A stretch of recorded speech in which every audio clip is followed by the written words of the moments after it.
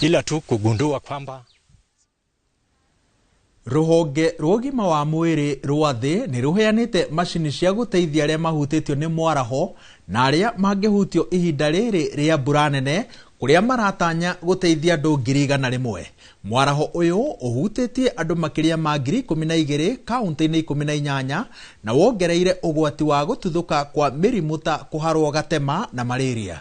Hinda-ini riri macini ici cigukinyira andu 5,000 aria ahutie muno. Macini ici ni cia guthima na kurigita mundu unyititwo ni murimu wa kolera na typhoid, mirimu iria yumanaga na mwaraho, na indo ici cia gutheria mai oro hamwe no ciheanitwo undu umwe na cia guteithia aria manyititwo ni kimako. To formally hand over critical emergency health supplies from the World Health Organization to the Ministry of Health.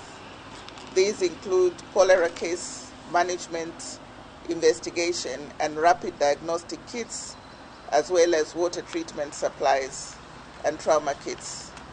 Together, these materials are designed to reach an estimated 5,000 people in the most affected areas. In collaboration with the county governments and partners, has activated emergency preparedness and response mechanism to ensure that communities at risk receive timely health services.